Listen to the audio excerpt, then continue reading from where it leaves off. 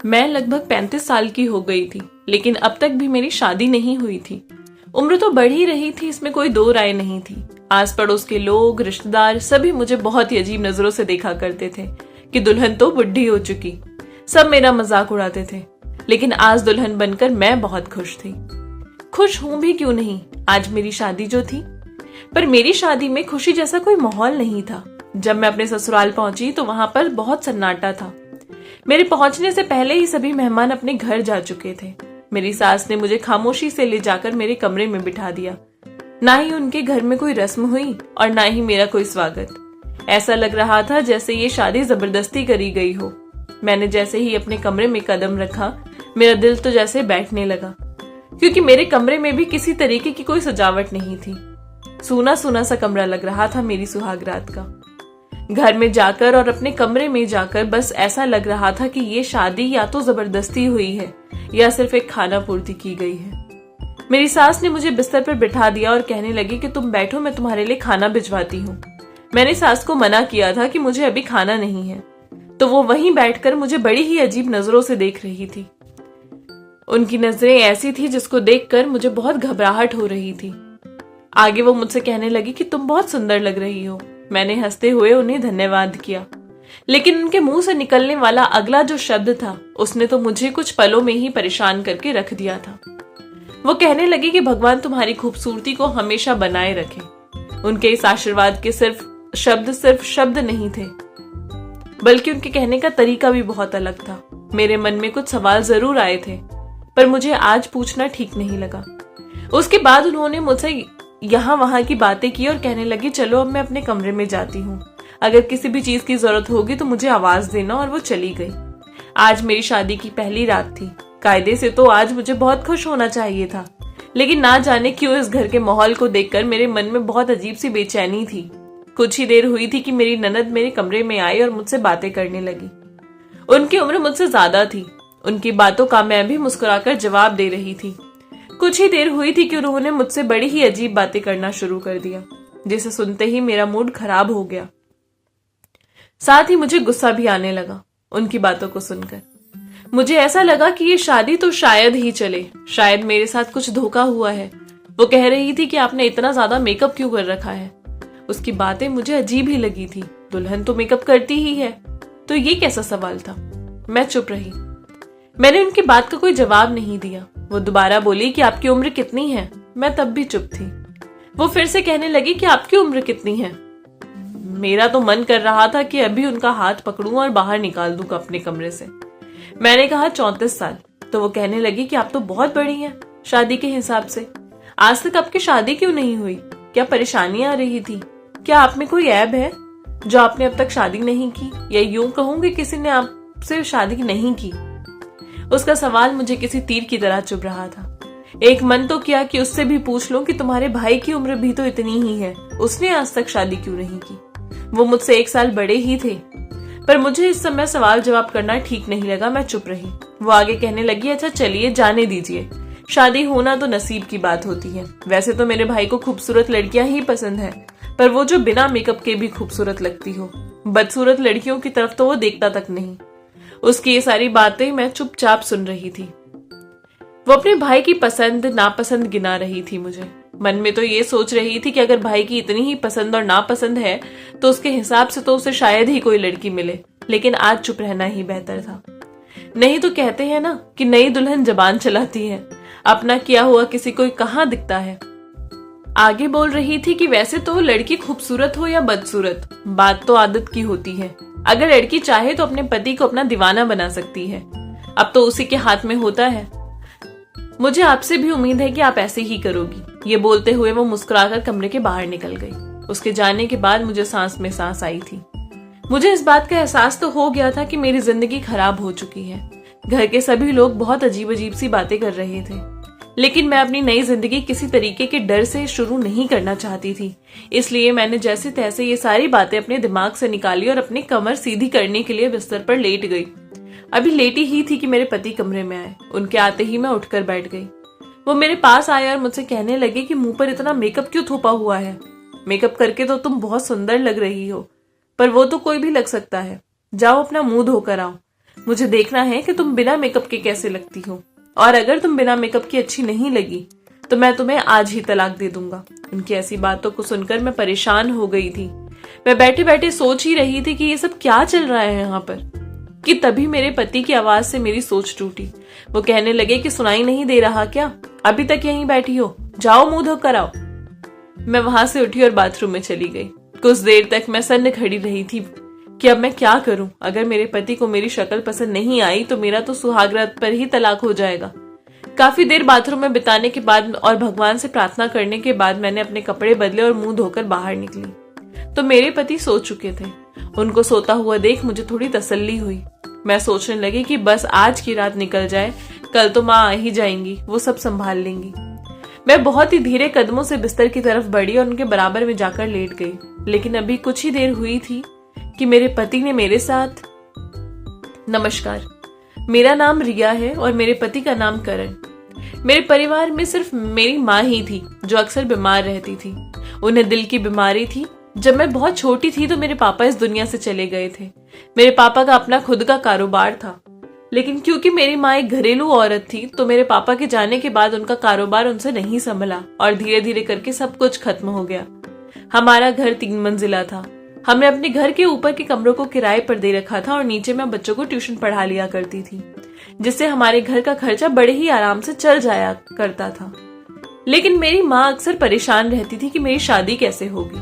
उन्हें हमेशा लगता था कि धीरे धीरे तो हमारा कारोबार सारा खत्म हो ही गया है, अगर कुछ नहीं बचा हमारे पास तब तो मुश्किल ही है मेरी शादी होना। मेरे अंदर एक बहुत बड़ी कमी भी थी। मुझे बचपन से ही लोग ये कहते थे कि तुम बहुत ज्यादा बदसूरत हो। जब स्कूल में जाया करती थी तब कोई मुझसे दोस्ती भी नहीं करता था, सब लोग मुझसे दूर रहते थे। जैसे जैसे जवान हुई मेरे घर के रिश्तेदारों ने ही हमसे किनारा कर लिया। पहले तो मेरे चाचा मामा सब मुझे बहुत प्यार करते थे, लेकिन मेरी उस कमी की वजह से सबने हमसे दूरी बना ली थी। उन लोगों को मेरी वजह से शर्म आया करती थी। मेरी माँ ये सब देखकर बहुत परेशान रहने लगी थी और शायद यही वजह थी उनके दिल की बीमारी की भी। माँ को हमेशा ऐसा ही लगता था कि मैं आज हूं और कल नहीं। सारी जिंदगी तुम्हारी देखभाल कौन करेगा? तुम अकेले जिंदगी कैसे गुजारोगी? ना तो अब हमारा कोई रिश्तेदार है और ना ही तुम्हारे बाबा। इन्हीं सब चिंता में वो बीमार रहने लगी थी। हमेशा मेरे लिए प्रार्थना करती रहती थी। जैसे जैसे मेरी उम्र बढ़ रही थी वैसे वैसे मुझे भी यकीन हो गया था कि मेरी शादी होना नामुमकिन है। घर में जब भी कोई पड़ोसी आता था तो वो मेरी माँ से ऐसी बातें करता था जैसे ना जाने मैं कौन हूँ। सब मेरी माँ को और मुझे सांत्वना दे के चले जाते थे। समय यूं ही गुजरता जा रहा था। मेरी उम्र लगभग 20 साल हुई थी कि मेरी माँ ने मेरे लिए रिश्ते ढूंढने शुरू कर दिए। ऐसा नहीं है कि रिश्ते आते नहीं थे, रिश्ते आते थे, लेकिन जैसे ही वो मुझे देखने आते तो मुझे मना करके चले जाते थे। धीरे धीरे करके समय के हिसाब से मेरी उम्र 25 हो गई और एक जगह शादी की सारी बातें हो गई थी, लेकिन जैसे ही उन्होंने मुझे देखा वो मेरी माँ को ही 50 बातें सुनाकर चले गए। उनकी बातों को सुनकर वो इतना दुखी हुई थी कि उनको दिल का दौरा पड़ गया था। जैसे जैसे उनकी उम्र बढ़ रही थी उनकी तबीयत ज्यादा खराब रहने लगी थी और घर के हालात भी खराब होते जा रहे थे। अब माँ के लिए दवाइयां और इलाज दोनों ही मुश्किल हो रहा था। इसलिए मैंने एक अस्पताल में नर्स की नौकरी शुरू की। मेरी उम्र 34 हो चुकी थी। शादी का ख्याल तो कब का मेरे दिमाग से निकल चुका था। एक दिन जब मैं अपने घर पहुंची तो मेरी माँ बहुत खुश थी। उनकी खुशी उनके चेहरे से साफ साफ झलक रही थी। घर में घुसते ही उन्होंने एक मिठाई का टुकड़ा मेरे मुंह में रख दिया। जब मैंने उनकी खुशी की वजह पूछी तो मेरी माँ कहने लगी कि बेटा, इस महीने के अंत में तेरी शादी है। आज ही वो रिश्ते वाली तेरे लिए एक रिश्ता लेकर आई थी। लड़का बहुत अच्छा है। तो मैंने उन्हें हाँ कह दी है। मैंने कहा कि माँ, मैंने तो लड़के को देखा भी नहीं है। तो माँ कहने लगी कि तुझे मुझ पर भरोसा नहीं है। लड़के को मैंने देख लिया है, वो बहुत अच्छा है, खुश रहेगी तू वहां पर। मैंने भी अपनी माँ की बात हंसी खुशी मान ली। मैंने माँ से एक बात और पूछी थी कि माँ, आपने उनको मेरी कमी के बारे में बता दिया? तो वो कहने लगी कि हाँ बेटा, मैंने उन्हें सब कुछ बता दिया, वो मान भी गए। वो कहने लगे कि इसमें तो बेटी की कोई भी गलती ही नहीं है, ये सब तो भगवान का है। मेरे मन में चल रहा था कि अगर वो मेरी कमी के बावजूद मान गए हैं तो इसका मतलब उस लड़के के अंदर भी कोई ना कोई ऐप जरूर होगा, तभी वो मुझसे शादी करने को इतनी जल्दी तैयार हो गया। जब मेरी माँ ने उस लड़के की तस्वीर मुझको दिखाई तो मैं उसे देखती ही रह गई। बहुत हैंडसम था। माँ कहने लगी कि उसकी उम्र 35 साल है, बहुत ही खानदानी लोग हैं, लड़का बाहर से पढ़कर आया है, इसी वजह से उसने अब तक शादी भी नहीं की। उस लड़के को देखकर मैं बहुत खुश हो गई थी। मेरे मन में शादी के ख्याल फिर से जाग गए थे। आज तक के सभी दुख, सभी तकलीफों को मैं भूल गई थी। अचानक से सब कुछ बहुत अच्छा लगने लगा था। ऐसा लगने लगा था कि अब मेरी जिंदगी में किसी तरीके की कोई तकलीफें नहीं होंगी। भगवान ने मेरी प्रार्थना सुन ली। मैं बहुत ज्यादा खुश थी। धीरे धीरे मेरी शादी का जब समय आया तो सारे रिश्तेदार भी हमारे घर आए। मेरे साथ साथ मेरे सारे रिश्तेदारों ने भी मेरी शादी की उम्मीद तो छोड़ ही दी थी। उन लोगों को ना कोई दहेज चाहिए था और ना ही कुछ और। जब मेरी बारात आई तो उस बारात में सिर्फ मेरी सास आई थी, ना ही उनका कोई रिश्तेदार था और ना ही मेरी कोई ननद। ये बात मुझे खटकी थी, लेकिन मेरी माँ ने इस बात पर कोई ध्यान नहीं दिया और मेरी शादी हो गई। मैं इस उम्र में भी दुल्हन बनने के बाद इतनी ज्यादा सुंदर लग रही थी कि आपको क्या बताऊं। बहुत लोग मेरी तारीफ कर रहे थे और बहुत लोग बुढ़ी दुल्हन कहकर पुकार रहे थे। मेरे पति के कुछ दोस्त आए थे। बेहद सादगी से मेरी शादी हुई और उसके बाद मेरी विदाई हुई। मैं अपने ससुराल पहुंच गई। ससुराल पहुंचते ही मेरे सारे सपने पल भर में ही टूट गए। ना मेरा कोई स्वागत हुआ और ना ही कोई रिश्तेदार वहां था। मेरी सास ने मुझे ले जाकर मेरे कमरे में बिठा दिया और अंदर से दरवाजा बंद कर दिया। एक कागज की पुड़िया मेरे हाथ में दी और कहने लगी कि मेरे बेटे को हर रोज इसे पानी में डालकर पिला देना। मैंने उनसे पूछा कि माँ जी ये क्या है, तो वो कहने लगी कि तुम ज्यादा सवाल जवाब मत करो, मैं बस जो तुम्हें कह रही हूँ सिर्फ उतना ही करो। उनके इस तरीके के रवैये से मैं बहुत डर गई थी। उन्होंने कहा इसे छुपा कर रखना, तुम बस इतना समझ लो कि तुम्हारे लिए ही है और किसी से भी इस बारे में कोई बात मत करना। मैं खामोशी से उनकी सारी बातें सुन रही थी। कुछ देर मेरे पास बैठकर वो चली गई। उसके बाद मेरी ननद मेरे कमरे में आई। बहुत ही अजीब अजीब सी बातें कर रही थी वो मुझसे। अपनी बातों को कहकर वो भी कमरे से बाहर चली गई। मेरे पति ने आज रात जो बदतमीजी की थी मेरे साथ, उसके बाद मैं बहुत ज्यादा रोई थी। अगले ही दिन अपनी माँ के पास गई। मेरे पति ने मेरे साथ जो कुछ भी किया वो ऐसा तो था ही नहीं कि मैं किसी से भी वो बता पाती। मैं चुपचाप उस दर्द से गुजर रही थी। मेरे चेहरे को देखकर मेरी माँ थोड़ा परेशान हो गई थी। मेरी माँ कहने लगी कि बेटा क्या हुआ, सब ठीक तो है। उनका इतना पूछते ही मेरी आंखों से आंसू आ गए, पर मैं उन्हें क्या ही बताती। कितनी मुश्किल से तो मेरी शादी हुई थी। मैंने उन्हें और परेशान नहीं करना चाहती थी। मैंने उन्हें कहा कि नहीं माँ, कुछ भी नहीं, सब बहुत अच्छे हैं। रात को मेरे पति और मेरे बीच जो कुछ भी बात हुई थी वो मेरे पति ने किसी से भी कहने को मना किया था, तो मैं कैसे अपनी माँ को वो सब बातें बता देती। मैं चुप रही, बस इतना ही कहा कि माँ मुझे बहुत अच्छा घर मिला है, सभी लोग बहुत अच्छे हैं। शाम हुई तो मेरे पति मुझे लेने आए। मैं उनके साथ वापस अपने ससुराल चली गई। आज मेरे ससुराल में रिश्तेदारों का भी रात का खाना था। घर पहुंचते ही सारा खाना बनाया और सबकी आवभगत में लग गई। कुछ ही देर में सब कुछ बहुत अच्छे से हो गया और सब अपने घर चले गए। सबको ऐसा लग रहा था कि मेरी शादी एक बहुत अच्छे घर में हुई है और सब कुछ बहुत अच्छा है, लेकिन मेरे ऊपर क्या गुजर रही थी वो सिर्फ मैं जानती थी। कुछ दिन अपने ससुराल में रहने के बाद मैंने अपनी नौकरी को दोबारा ज्वाइन कर लिया। मेरे पति का कहना था कि घर का खर्चा वो अकेले नहीं उठा सकते। साथ साथ उन्होंने मुझे ये भी कहा कि मैं घर में किसी को भी ना बताऊं कि उन्होंने मुझे नौकरी करने को कहा है। मेरी सास ने जब मुझसे पूछा कि मैं नौकरी क्यों कर रही हूँ, तो मैंने उन्हें यही कहा कि कुछ नहीं माँ, बस घर में मन नहीं लगता। मेरी जिंदगी तो जैसे मुश्किल होती जा रही थी। एक रात मेरे पति घर नहीं आए तो मेरी सास मेरे साथ मेरे कमरे में आ गई। वो ज्यादा बोलती नहीं थी, पर उस रात को थोड़ी गुस्से में लग रही थी। उन्होंने बेहद सख्त लहजे में मुझसे पूछा कि तुमको जो दिया था वो तुम अपने पति को पानी में मिलाकर दे रही हो। मैं हड़बड़ा गई थी, क्योंकि अगर मैं आपको सच बताऊं तो वो कागज तो मैंने उसी दिन फेंक दिया था। लेकिन तब भी मैंने अपनी सास से कहा कि जी माँ जी, मैं उन्हें हर रोज देती हूँ। वो आगे कहने लगी कि ज्यादा झूठ मत बोलो। अब तुमने क्योंकि मेरी बात नहीं मानी है तो आगे जो कुछ भी होगा उसकी जिम्मेदार सिर्फ तुम होगी। और वो ऐसा बोलकर कमरे के बाहर चली गई। सास की ऐसी बातों को सुनकर मैं बहुत परेशान हो गई थी। मेरी जिंदगी में क्या कम मुश्किल थी कि मेरी सास और मुश्किलों के आने के बारे में बोल रही थी। अब बचा ही क्या था होने को। अब मुझे भी डर लगने लगा था। कभी कभी मुझे ऐसा लगता था कि मेरी सास को मुझसे क्या हमदर्दी है पहले दिन से ही, क्योंकि ज्यादातर सास तो अपनी बहू को पसंद ही नहीं करती। खैर, 1-2 दिनों में मेरी सास की बात मेरे दिमाग से निकल गई। मैं हर रोज समय से अपनी नौकरी पर जाया करती थी और वापस आ जाती थी। अगले ही दिन मैं अपने काम से थोड़ा सा जल्दी वापस आ गई।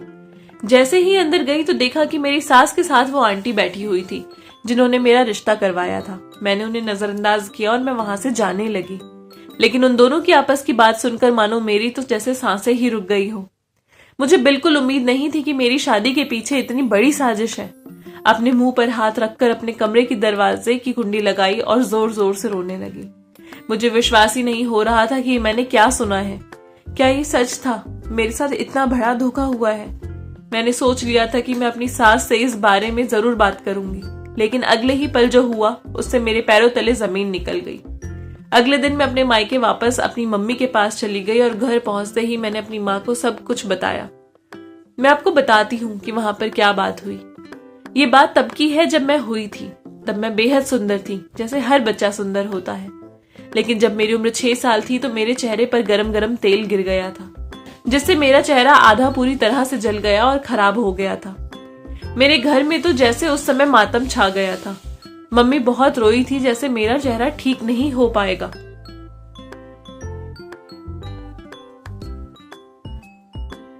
लोगों ने उन्हें सांत्वना भी दी थी कि जब थोड़ी बड़ी हो जाएगी तो सर्जरी करा देना, तो चेहरा बिल्कुल ठीक हो जाएगा।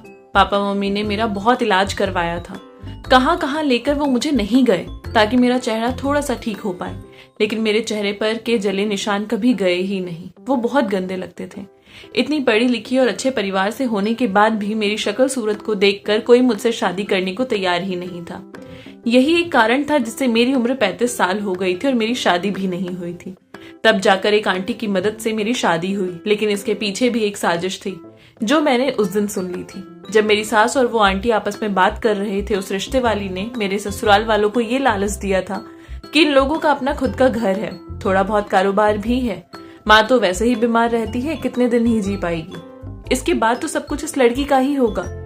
लड़की भी नर्स की नौकरी करती है तो जो भी कमाएगी आप लोगों को ही देगी। उसका चेहरा थोड़ा सा खराब है, लेकिन क्योंकि उसकी शादी अब तक नहीं हुई है तो आप लोगों से दबकर भी रहेगी। बस उसको हमेशा तलाक को लेकर डरा कर रखना। मेरे ससुराल वाले एक मिडिल क्लास लोग थे, इस लालच में ही उन्होंने अपने बेटे की शादी मुझसे कर दी थी।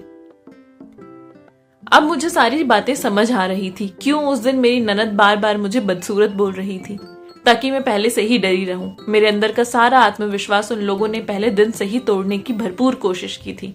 आपको याद है उस दिन जब मेरे पति ने मुझे मुंह धोकर आने को कहा था?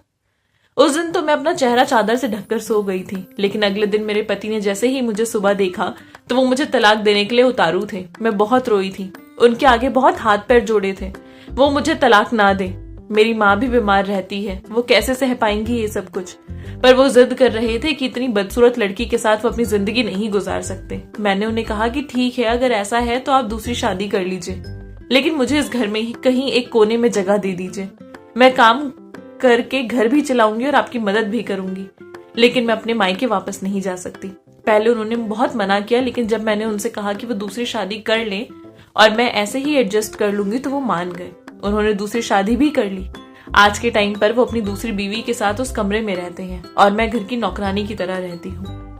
लेकिन उस आंटी और अपनी सास की बातों को सुनकर मुझे एहसास हो गया था कि मेरा पति मेरे जले हुए चेहरे के बारे में पहले दिन से ही जानता था। उसने ये सब कुछ मुझे डराने धमकाने के लिए किया था।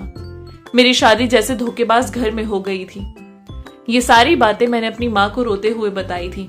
अचंभा तो मुझे तब हुआ जब मेरी माँ मुझे ये समझाने लगी कि मुझे अपने ससुराल लौट जाना चाहिए। वो कहने लगी कि बेटी, शादी के बाद ससुराल ही अपना घर होता है, तुम अपने ससुराल वापस चली जाओ।